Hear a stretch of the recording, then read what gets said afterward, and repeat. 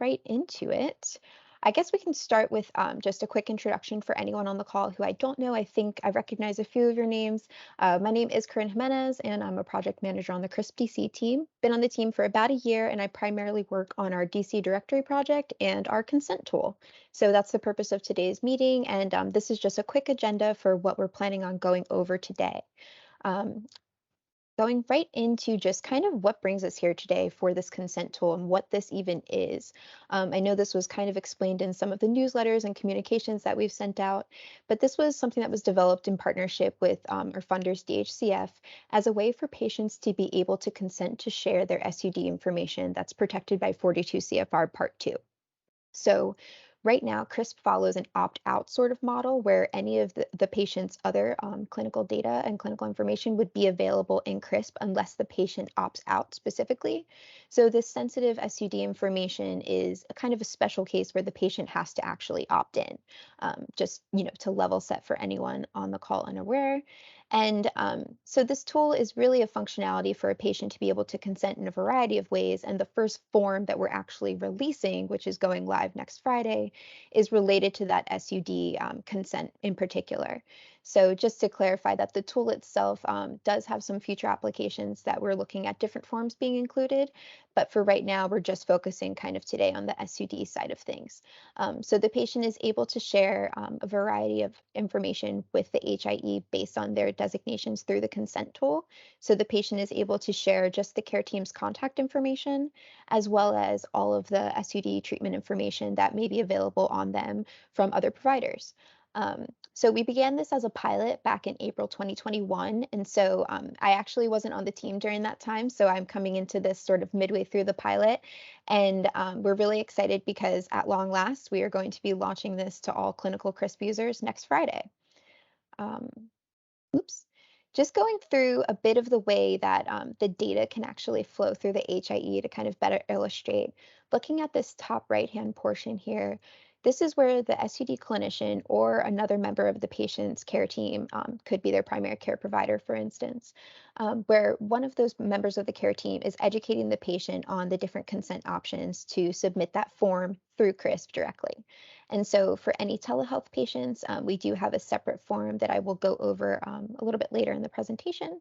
But really, the patient just needs to be made aware of the information that they're consenting to and how this could impact their care overall and how any future information could also be shared through the HIE based on this consent. So based on the patient's designation, the provider actually captures that information in CRISP. The patient will sign within the tool, and then any of that SUD clinician's information that would be sent through CRISP would then be accessible by any members of their SUD care or any members of their care team, I'm sorry.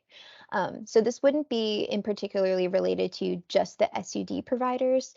This would also apply to any members of the patient's care team who would be interested in having this conversation. So kind of a bit of context there. During our pilot phase, we primarily focused on SUD organizations who were in the district who were interested in piloting the tool. But for the more broad use case, we're really focused on really any members of the care team being able to make this registration for the patient. And then just on this left-hand portion, you can see, just to clarify, that there's no way that any HIE participants who do not have the patient on their patient panel already would be able to view this information. So just to go over some of the ways that we've changed this tool since we began the initial pilot back in April of last year. Originally, this was only developed as a way to capture in-person consents. So this was captured for only those literal in-person sort of settings. So in April 2021, we were kind of at peak pandemic, a lot of folks would say, and telehealth appointments were very, very important. So something that we added in March 22 is just the ability for capturing a registration from a telehealth patient. I can go into some of those nuances on the next couple of slides, but really in a nutshell, it comes down to being able to capture a consent in real time during the visit in person, and the difference being for telehealth that the patient would be signing a form in advance of their telehealth visit, returning it to the provider, and then that provider would be making those patient preference updates in CRISP directly within the tool.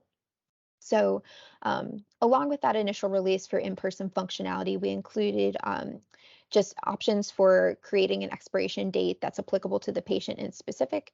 So we have it set to be a default of 1 year out from the from the date that the actual tool is launched.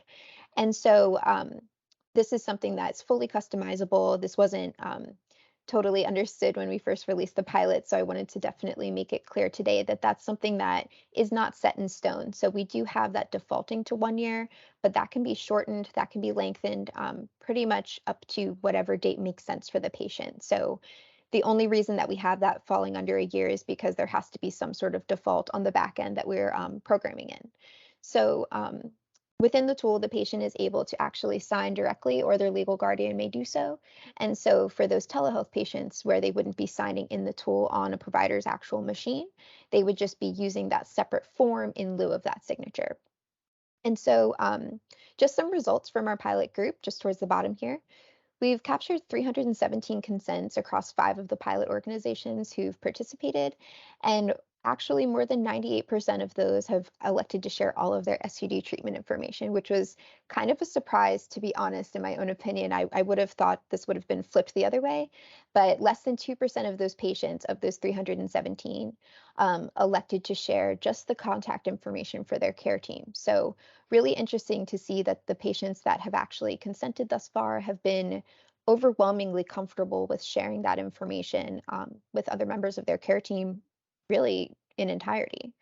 Um, so just going into, I know this is really small, I don't expect anyone to actually read this, but just to illustrate some of the content that is in that telehealth form that I mentioned. This is a separate PDF that's available within the consent tool and also on the CRISP website. So we'll have this updated within the tool always, and then also on the site, so you can always pull down the most recent version. But if and when we ever made any sort of legal changes to this or changed any wording, we would also be sending out a copy via email just so that everyone would be made aware. So just to note that. But everything in here is really practically identical to what's in the consent tool itself. So this is all information about the patient. The exception here is that this is a standard kind of static PDF. So it's not going to be able to be tied to the patient's information in CRISP. So it won't automatically populate to have all of this demographic information or the expiration date included right away. But the patient can just make those designations based on whatever information they would like to include. So the only thing that CRISP is kind of really requiring with this form is that if any of these fields are blank for any reason, this would not be able to be included in the consent tool. This would be considered null, and it wouldn't be able to be actually considered an active consent to register. Um, so I will definitely go into this a little bit more once we get to the demo portion, just to actually show some of the fields, but I wanted to illustrate that it is very short and it shouldn't be too difficult to include with some intake forms. Going through just quickly a proposed workflow that CRISP has developed for this process. We're kind of envisioning that this is how it will go in most cases, but we are understanding of the fact that there's a lot of technology barriers and technological challenges, as well as bandwidth of your staff that can vary greatly from practice to practice. So I think if there was anything that we could do from this demo or from this proposed workflow that we're showing you that could be improved specifically for your site, I just wanted to extend that offer that we are more than happy to kind of make those special workflow adjustments as needed for any individual organization. So just please reach out if that's something that could kind of apply to your site. But more broadly, we are expecting that this would be a situation where a provider would sit down with their patient and pretty much wonder if there was a consent on file or not. So if there was a consent on file, theoretically, any of that information that would be available in the HIE on the patient should be able to be seen by that provider. If there wasn't a consent, this is where any of the action would actually happen. For an in-person visit, the provider would just need to review the consent guidelines with the patient during that visit, making sure that they're aware of the information that they're consenting to share and the information that they're potentially sharing by giving this consent for any future SUD treatment scenarios as well. So the patient would make their decision on how much information they'd like to include. And then once that information is captured, once they sign and it's submitted in CRISP and it's captured, it's practically automatic that any of that data could be available. So in real life, if this was an actual in-person visit, the provider could be registering this consent with the patient and then assuming that any of that SUD treatment for that patient was being sent to CRISP as well. Um, that information would be available most likely in about 2 minutes. So the provider may need to just refresh the page, not necessarily log out and log back in, but potentially research for the patient. And then any of that patient's data should be active right away, practically. For a telehealth setting, bringing us over to this gray box towards the top, this is pretty much the same process. The only thing is that there's a little bit of a difference with those steps, the order of the steps rather. So in this scenario, a provider would be doing a telehealth visit with a patient, but they would be sending this additional paper form from the previous slide to the patient with any of those other intake or new patient forms that would be sent out via hard copy or via email. And then the patient would sign the form in some format, hard copy or electronically, and then they would send that back to the provider, likely before the visit, or they would maybe bring it in on another in-person visit later on. Once the provider has that form in hand, they can go into CRISP and copy down pretty much the patient's preferences on the level of data they would like to share. And then that information would be available in CRISP as an active consent registration, but the form with the patient's actual signature on it would need to be retained in the provider's records just in case of an audit, just so that we could always have that proof that the patient did actually sign.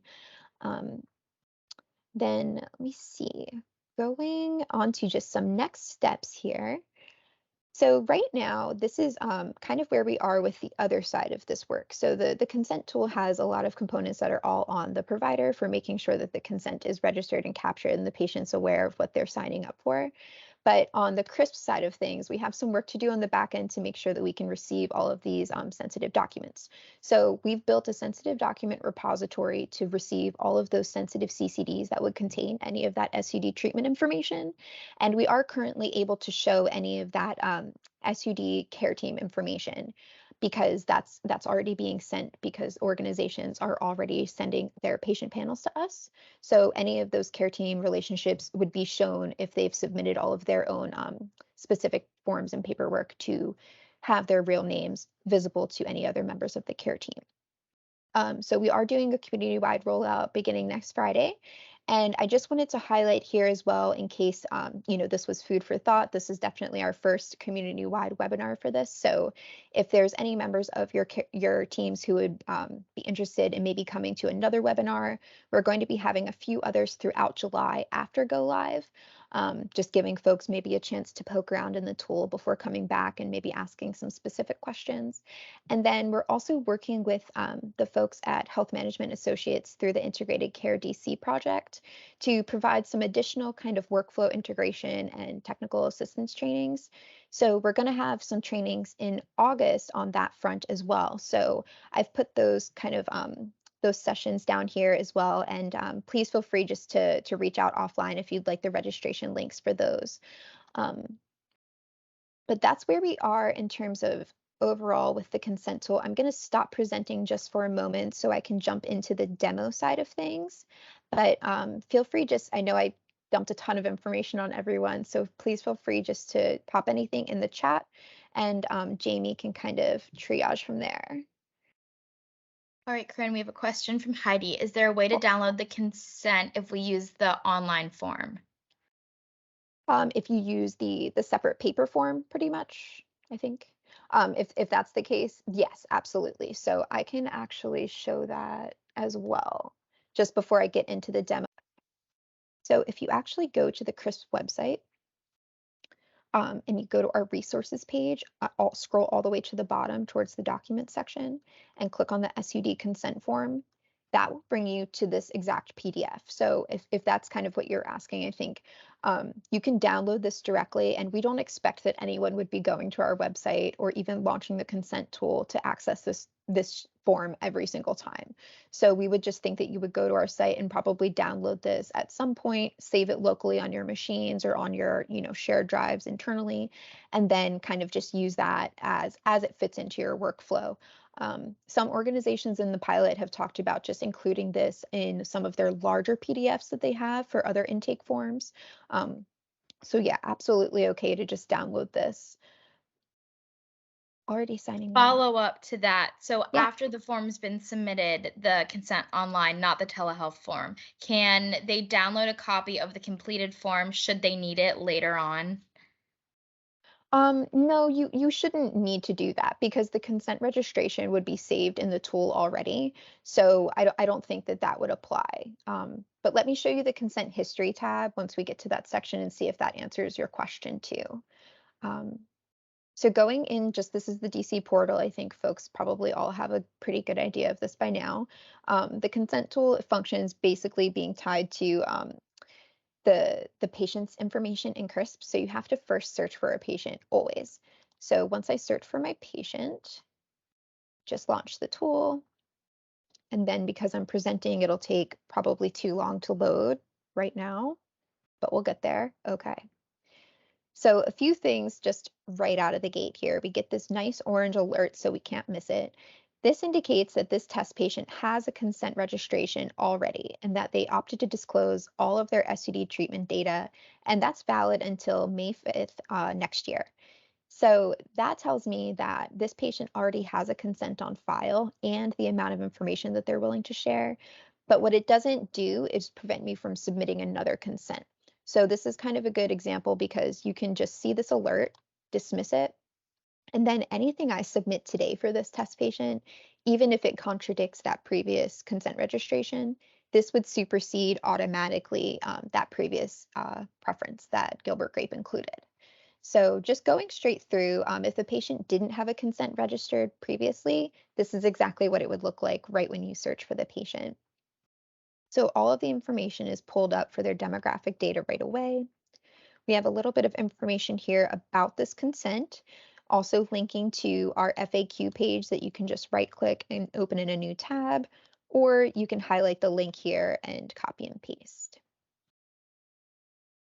And then going into some information about where this SUD treatment data could be coming from and where it could be going to. So something important to note here is that this could also include any of your past, present, or future providers involved in your care. So if for some reason you had SUD treatment data and 3 months down the line, you for some reason had a different provider that you wanted to not be aware of this information, that wouldn't necessarily be the case here. So it would definitely be paramount to include this information for the patient education portion because I personally think it's very important that they're aware that this is covering future information or future SUD treatments as well. So anything that really falls under that expiration date for the consent. Um, this is probably the most important section right here, just the type and the amount of data. This is where the patient is making that decision on sharing all of the SUD treatment information or just their contact information for their care team. So I'm actually going to register this as if we are doing an actual consent for this patient right now. Then just going down to the next section, we have the submission instructions.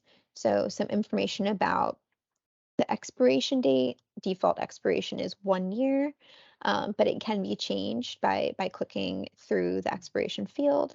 And then going down here, we have a little bit of specific instructions based on following an in-person registration or the attestation for a consent on file. So that's the cumbersome name that pertains to this extra form being attested to having this in your records, essentially. So that's the form that you're attesting to.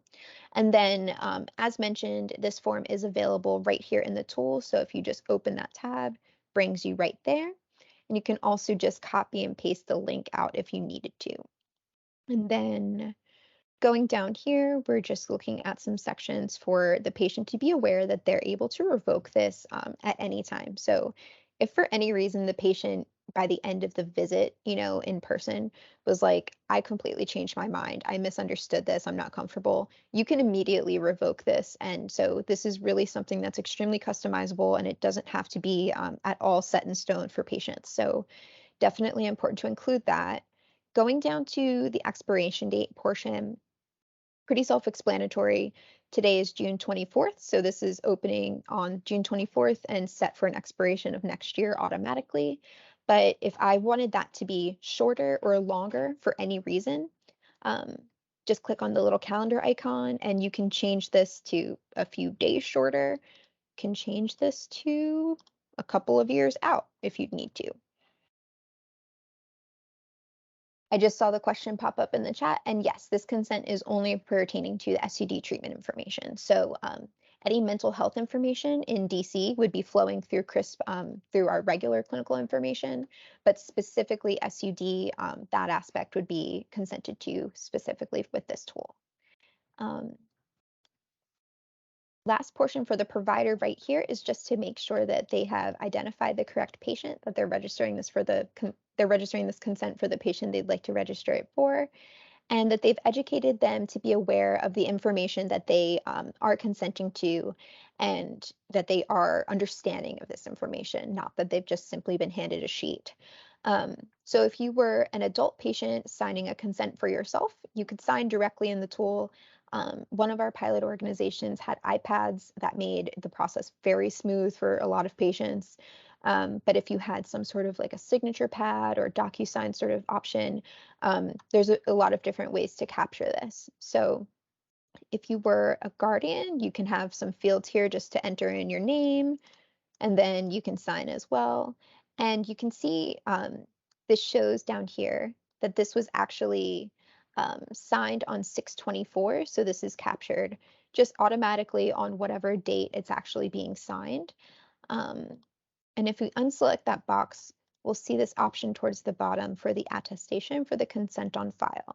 So again, just pertaining to that SUD separate form that we have available, once that is filled out, returned, and fully received by the provider, they would be able to go into CRISP just like we have right now, very similar for an in-person patient, and just really fill out all of these prior designations up here based on whatever that patient has included on the form, copying over the expiration date as indicated on the form by the patient.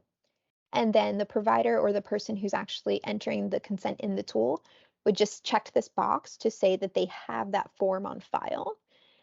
There's no signature because the signature is already on that separate paper form available. And then for me, I'll just put my name as the test because I'm the individual who's registering this consent. I'm not necessarily the patient's provider, but I'm the person who's updating this consent in the system. So a note there is that we're kind of thinking that some office admin or some tasked employee at the individual practice could potentially have a stack of telehealth consents to go through the tool and register, for any patients that we're seeing, throughout that week or something. Just being understanding of the fact that it's not necessarily always the actual provider who's going to be capturing this. This is just another way that we can kind of run a check on who is capturing these consents directly or actually entering them. So from here, we have the option to print and exit. If you wanted to print this to keep the actual patient's designation in your files, you absolutely could. But if you just wanted to exit, the consent's been submitted. But I will jump into the consent history tab. So I use this test patient quite often. So you can see he has a bunch of previously inactive consents, but this is the one that we just registered today. We just added this one today.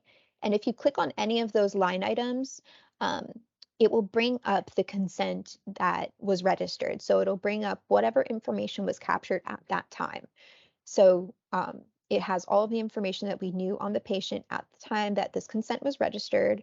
It has the patient's actual designation, which is then grayed out so that no one can actually open this previously registered consent and make changes to it. So there's always a record of whatever was captured at that time, at least. And then same thing here with the provider portions. They can't be changed. They're just there for pretty much reference. And then here we would see the signature if it was signed directly, but because it was a telehealth registration, the patient wouldn't have the signature in the tool. It would be retained in the provider's records, but this box would be checked. And we would know that this was attested to on this date. And it was attested to by this person. If for any reason there was, some discrepancy that you had to do some, following up on. So we can see right here that all of these consents have an active and inactive status. This is actually what's queried on the back end when a provider searches Corinne Jimenez as a patient. If they search for me as a patient and see that I have an active consent status, that SUD treatment information available on me would be pushed through to CRISP. If my consent status was inactive and my SUD treatment organization was sending data to CRISP, that information would be blocked and it would not be visible to any querying providers because I have not consented to share it. So just from right here, if for any reason the patient wanted to revoke their consent, if it was entered prematurely and they completely wanted to change their mind about it, or if they wanted to come back, a month later and say that they wanted to, revoke it, either way, all of those scenarios would be done the same way, just with this simple deactivation button. Probably could have guessed that, and there you are. So just kind of a note there, this is not super intuitive that if it's deactivated, the consent status is inactive, but that does mean that the consent history will still be available. So you can see that we had all of these previously registered consents for this same patient that are all logged in here. Obviously, your patients probably wouldn't have such a long list, but they would maybe have one or two in here, right? So let's say I wanted to look at a previously deactivated consent that I registered back in May. Whatever information I included at that time is captured and still available to me as the provider. So while the SUD information for this patient wouldn't be flowing to CRISP because that consent is now inactive, the fact that a consent was registered at all is still available to the querying providers. So just to kind of clarify that, obviously it's very clear that this is inactive and this data is not current, but this data historically is still available. So it looks just the same whether it's active or inactive in here in terms of just being able to actually reference it and look up the information that we do have in the system. So just to kind of explain that there, I think that's really important that folks understand that the mention or the inclusion that I did submit a Part 2 provider form at any point is still there, even if my consent is not currently active. And that would be the case whether it was deactivated or whether it reached that expiration date, whichever happened first. So I think with that, I'm probably going to pause and take a breath, and I will maybe hand it over to Jamie in case anything's popped in the chat. I don't have the window up, but if there's anything folks would like to chime in and say, I think we can probably unmute people now. Jamie would be totally fine. Yeah, while I'm doing that, you can Yeah. answer our question for clarification. Consent is only available in English. Yes, so currently right now this is only available in English, but we would be more than happy to investigate getting this separate paper form translated because this is really exactly all of the same information from a legal perspective that we have in all of this. So if there's a language that you're interested in having this translated to, please let us know. We're available to do that kind of as requested. So we are looking at doing a Spanish translation first, just because it's probably going to be, most handy. But if there's any specific language, happy to investigate that as well. Great, thanks, Corinne. Everyone Yeah. should have access to their microphones now if you would like to unmute to ask a question. But if not, and you would like to continue to ask questions in the chat, I'd be happy to continue to read those.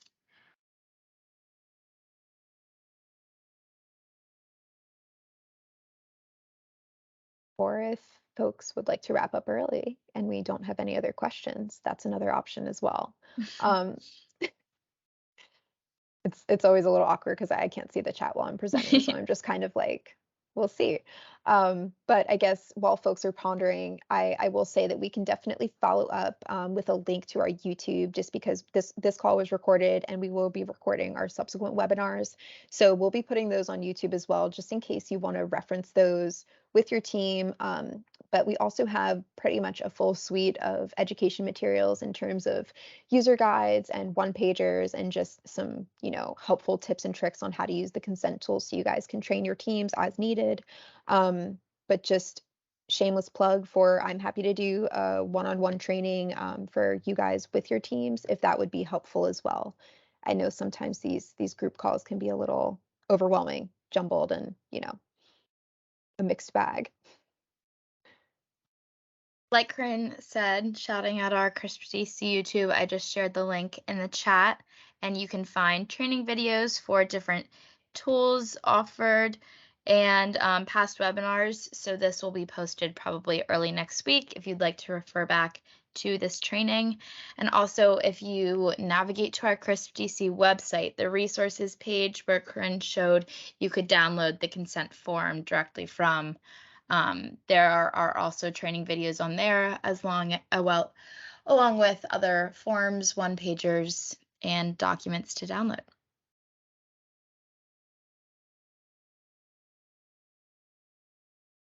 Thanks, Jamie. Appreciate it. All right. I think if there's no questions, I think we can probably go ahead and close out for the day, and hopefully we will see some of you guys for the next session in July. Thanks so much for joining, and have a good afternoon.